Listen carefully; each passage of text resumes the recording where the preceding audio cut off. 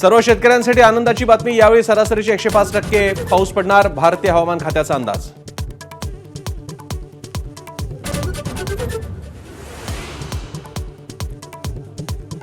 इतर योजनांचा लाभ घेणाऱ्या महिलांना लाडकी बहीण योजनेचं फक्त 500 रुपयेच मिळणार. सरकारनं फसवणूक केल्याचा विधेयकाचा विरोधकांचा आरोप, तर विरोधक भ्रम पसरवत असल्याचा सत्ताधाऱ्यांचा दावा.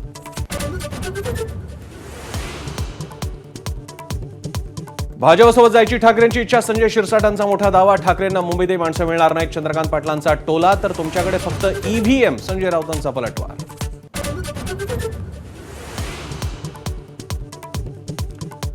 सिंधुदुर्गातील 2023च्या प्रकाश बिडवलकर हत्या प्रकरणी 4 आरोपींना अटक, तर हत्या पचवण्यासाठी शिंदेच्या शिवसेनेत आरोपी शिरसाटचा प्रवेश. माजी आमदार वैभव नाईकांचा आरोप.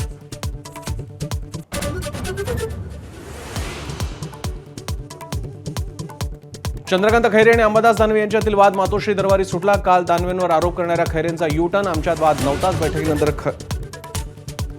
खैरेंची प्रतिक्रिया.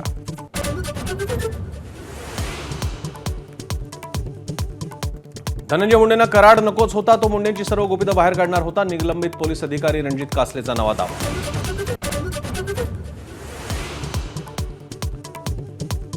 सांगलीमध्ये शिवप्रतिष्ठानचे संस्थापक संभाजी भिडेंवर कुत्र्याचा हल्ला. भिडेंवर शासकीय रुग्णालयात उपचार. खडबडून जाग्या झालेल्या महापालिकेकडून कुत्रे पकडण्याची मोहीम हाती.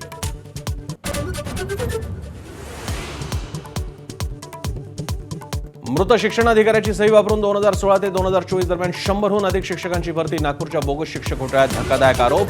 सखोल तपास करण्याचे मुख्यमंत्र्यांचे आदेश.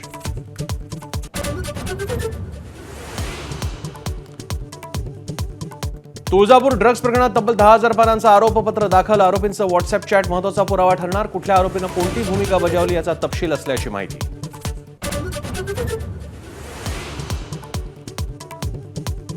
नगरपालिका आणि नगरपरिषदांबद्दल मंत्रिमंडळ बैठकीत मोठा निर्णय. नगराध्यक्षांना पदमुक्त करण्याचे अधिकार पुन्हा एकदा सदस्यांना बहाल.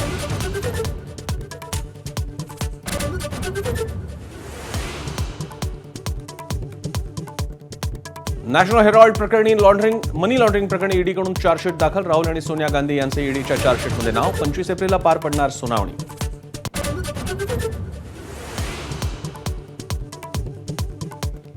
अयोध्येतील राम मंदिर बॉम्बनं उडवून देण्याची धमकी. श्रीराम मंदिर ट्रस्टला तामिळनाडूतून आला ईमेल. पोलिसांकडून सखोल तपास सुरू.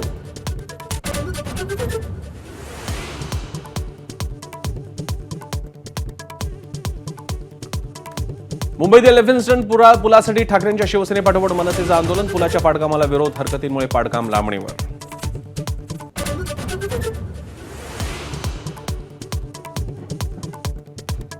बिहार निवडणुकीच्या पार्श्वभूमीवर तेजस्वी यादव आणि राहुल गांधींची भेट. मुख्यमंत्रीपदाच्या चेहऱ्यावर चर्चा झाल्याची माहिती. 17 तारखेला इंडिया आघाडीची पाटण्यात बैठक.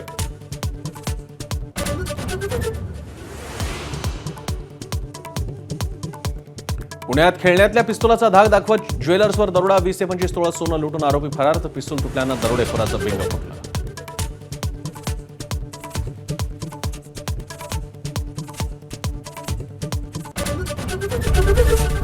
एबीपी माझा, उघडा डोळे बघा नीट.